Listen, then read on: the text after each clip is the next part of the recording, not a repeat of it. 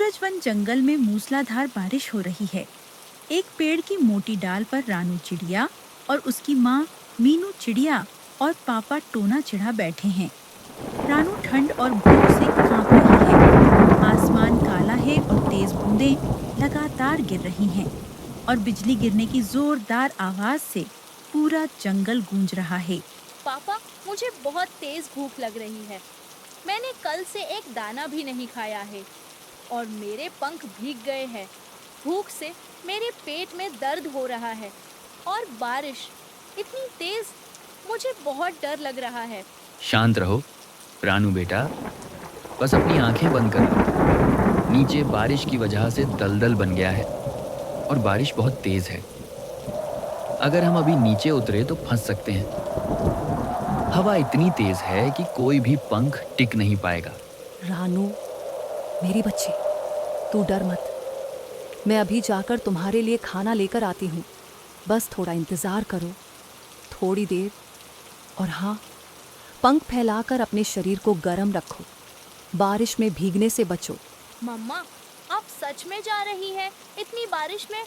जल्दी आना, मुझे सच में बहुत भूख लगी है और डर भी लग रहा है। मीनू, नहीं तुम मत जाओ, मैं चला जाता हूँ। तुम्हें बाहर भेजने की ज़रूरत नहीं है।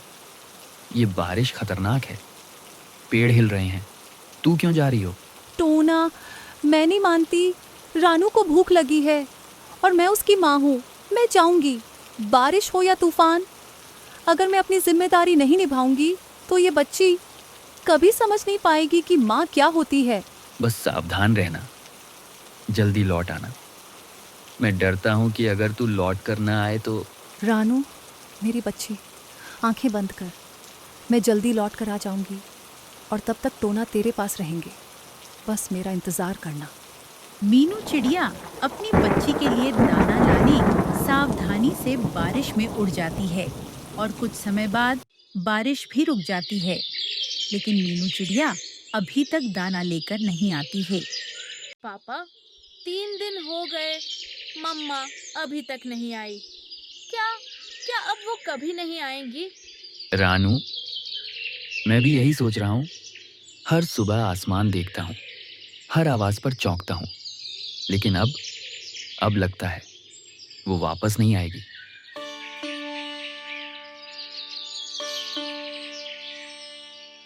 थोड़ी देर दोनों के बीच सन्नाटा छा जाता है। दूर कहीं कोई कौवा काव काव करता है। पापा, अगर मम्मा नहीं रही तो अब हमारा क्या होगा? हमारा घोंसला भी तो टूटा हुआ है। मैं सब ठीक कर दूंगा रानू, तू चिंता मत कर। बस हिम्मत रख। पर तू अब छोटी नहीं रही। अब तुझे अपने पंखों से थोड़ा उड़ना सीखना होगा। अगले दिन सुबह पेड़ पर नई आवाज गूंजती है।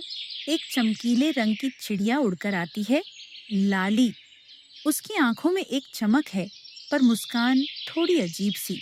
ओह, ये कौन है छोटे से बच्चे? इतनी उदासी क्यों? मैं लाली हूँ, इस जंगल के दूसरे छोर से आई हूँ। यहाँ इतनी चुप्पी क्यों है? हम अपनी मीनू को खो चुके हैं। बारिश के दिन वो गई थी और फिर लौटी नहीं। ओह, बहुत अफसोस हुआ सुनकर। जंगल में बारिश कई जिंदगियां निगल जाती है, पर अब चिंता मत करो। शायद मुझे किस्मत ही यहाँ लाई है तुम्हारी मदद के लिए। आप कौन हैं और आप हमारे पेड़ पर क्यों आई हैं? मैं तुम्हारी नई दोस्त बनना चाहती हूँ, प्यारी रानू। तुम्हारी देखभाल करूंगी, तुम्हें खाना दूंगी। तुम्हारी मम्मा की जगह शायद कभी नहीं ले पाऊं, पर कोशिश जरूर करूंगी। शायद यही ठीक है। रानू को किसी की जरूरत है और मुझे किसी सहारे की।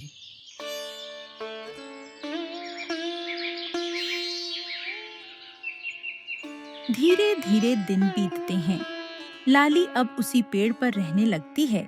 शुरू में वो बहुत मीठी बात करती है, रानू को खाना देती है, टोना से हंसी मजाक करती है, पर धीरे धीरे उसका असली रंग दिखने लगता है। पापा, लाली मम्मा अब पहले जैसी नहीं रही। वो अब मुझसे बात भी नहीं करती। कभी कभी तो मेरा खाना भी छिपा लेती है।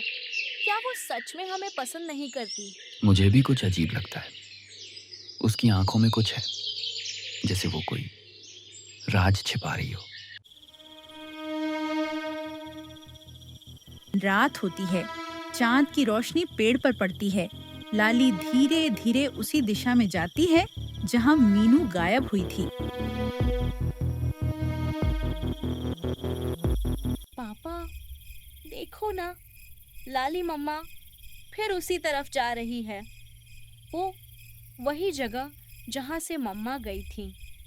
क्या ये सब संयोग है या मीनू के गायब होने का सच अब लाली के पंखों में छिपा है? जंगल में ठंडी हवा चल रही है और बारिश फिर शुरू हो जाती है। रात गहरी है। ठंडी हवा जंगल के बीच से गुजर रही है। पेड़ हिल रहे हैं, कहीं-कहीं से बूंदें टपक रही हैं। रानू अपने छोटे से घोंसले में बैठी है, नींद नहीं आ रही। टोना चिढ़ा थका हुआ है, पर उसकी आंखें बार-बार खुल जाती हैं। पापा, आप सो रहे हैं क्या? लाली मम्मा फिर नीचे गई है, वही दिशा में। हर रात जाती है और सुबह आने से पहले लौट आती है। आखिर वो वहाँ क्या करने जाती है? मैं भी ये सोचता हूँ रानू। हर बार वही रास्ता, वही खामोशी, वही अंधेरा। जैसे उसे किसी का इंतजार हो या जैसे वो किसी से छिपकर कुछ कर रही हो। दूर से हवा में हल्की सी सरसराहट सुनाई देती है। लाली का साया पेड़ों के बीच झलकता है। टोना धीरे से उठता है, रानू को पीछे छोड़कर चुपचाप लाली के पीछे उड़ने लगता है। पापा, प्लीज अकेले मत जाइए। मुझे डर लग रहा है, कहीं वो आपको भी कुछ न कर दे। चुप रह मेरी बच्ची, मैं बस देखना चाहता हूँ। कहीं ऐसा ना हो कि जिस पर हमने भरोसा किया वही हमारी बर्बादी का कारण निकले। तू यहीं रह, कुछ भी हो आवाज मत लगाना। टोना धीरे धीरे लाली के पीछे उड़ता है। नीचे कीचड़ और पत्तों की सरसराहट गूंजती है। लाली एक सूखे पेड़ के नीचे उतरती है, वही जगह जहां से मीनू आखिरी बार गई थी। टोना पीछे एक डाल पर छिपकर देख रहा है। आखिरकार आज भी वो यहाँ नहीं आई। हर रात मैं आती हूँ, सोचती हूँ शायद उसकी परछाई दिख जाए। मीनू, तू भी तो मेरे जैसी थी ना, भोली पर बेवकूफ। तेरी गलती ने मुझे ये मौका दिया और अब मैं उसका पूरा हक लूंगी। क्या कहा उसने? मीनू और लाली पहले से एक दूसरे को जानते थे। ये सब पहले से तय था। लाली आगे बोलती जाती है। उसे एहसास नहीं कि टोना पास ही है। तू सोचती थी मैं तेरी सखी हूँ मीनू, मैं तो बस तेरे घर की जगह चाहती थी। तू हमेशा सबकी प्यारी, सबकी अच्छी, और मैं बस परछाई में। जब तू बारिश में नीचे गई तो मैंने बस रास्ता थोड़ा बदल दिया था। अब कौन लौटता है उस गहराई से? टोना का दिल धक से रुक जाता है, उसकी आंखें नम हो जाती हैं। लाली, तूने ये क्या किया? मीनू ने तुझ पर भरोसा किया था और तूने उसी को मौत की ओर भेज दिया। अरे टोना, अब क्या कर लोगे तुम? मीनू गई और अब तू भी चला जाएगा। जंगल के किसी कोने में तेरी चीख सुनेगा भी कौन?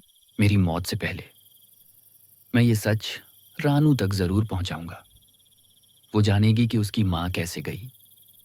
वो जानेगी कि तूने हमारे विश्वास को कैसे तोड़ा।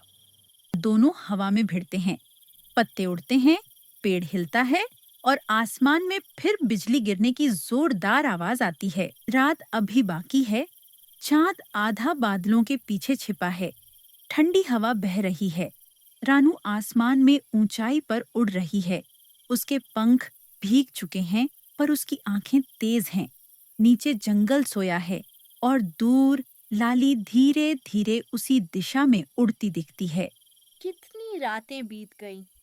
कितनी बार मैंने नीचे झांककर सोचा कि मम्मा शायद लौट आएंगी, पर अब मुझे पता चल गया है वो लौटेंगी नहीं, क्योंकि कोई लौटने ही नहीं देना चाहता था। रानू, तुम इतनी देर रात यहाँ क्या कर रही हो? नींद नहीं आई क्या? ठंडी हवा में पंख जम जाते हैं। नींद तो उस दिन चली गई थी जिस दिन आपने मेरी मम्मा को जाने नहीं दिया, जिस दिन आपने मेरे पापा से झूठ बोला, जिस दिन आपने मेरे घर से रोशनी छीन ली। लाली एक पल चुप रह जाती है, फिर हंसने की कोशिश करती है। अरे बच्ची, तू तो अब बड़ी हो गई है। इतनी बातें किसने सिखा दी तुझे? तेरे पापा भी तेरे जैसे ही शक करने लगे थे, और फिर देख ना, वो भी अब नहीं है। हाँ, वो भी नहीं है, पर उनकी आवाज आज भी मेरे कानों में गूंजती है। उन्होंने कहा था, अगर सच कहीं छिपा हो तो उड़कर आसमान से उसे देखना। और आज मैं उसी सच को देख रही हूँ। तो अब क्या करेगी तू, रानू? सच जान भी लिया तो क्या हुआ? जंगल तुझसे बड़ा है, दुनिया तुझसे तेज है, और तू बस एक छोटी सी चिड़िया है जिसकी चीख किसी को सुनाई नहीं देगी। हाँ, मैं छोटी हूँ, पर मेरी चीख उतनी ही सच्ची है जितनी मेरी माँ की थी। तूने उसे छीना, पर उसका प्यार नहीं छीन सकी। अब उसकी बेटी यहाँ है और वो डरती नहीं। तू मुझसे नफरत करती है रानू, या मुझे माफ कर सकेगी? शायद मैं भी बस चाहती थी कोई मुझे देखे, कोई मुझे भी प्यार करे जैसे मीनू को करते थे सब। अगर तू सच में प्यार चाहती थी, तो तूने किसी को खोना नहीं चाहिए था। तूने मेरे पापा, मेरी माँ, सब छीन लिए। अब बस तू खुद से लड़, क्योंकि मैं अब उड़ना सीख गई हूँ। शायद अब सच मेरा पीछा नहीं छोड़ेगा। शायद मैं सच में अकेली रह गई हूँ। रात खत्म हो चुकी है। जंगल में हल्की सुनहरी रोशनी फैल रही है। पत्तों पर चमकते पानी की बूंदें और पेड़ों के बीच से आती धूप जैसे किसी पुराने जख्म पर मरहम रख रही हो। ऊंचे आसमान में एक छोटी चिड़िया रानू उड़ती हुई दिखती है। उसके चेहरे पर थकान भी है और शांति भी। कितनी लंबी थी ये रात, कितना अंधेरा था। कभी लगा था जैसे अब कुछ नहीं बचेगा, पर देखो, आज सूरज फिर उग आया। जैसे माँ ने कहा था, रानू, चाहे कितना भी अंधेरा हो, एक दिन उजाला जरूर आएगा। माँ, अगर तू कहीं है तो देख, मैं अब डरती नहीं हूँ। तूने सिखाया था कि उड़ान सिर्फ पंखों से नहीं, दिल से भी भरी जाती है। हवा में एक हल्की सरसराहट सुनाई देती है, जैसे मीनू कह रही हो, मेरी बेटी उड़ती रहे।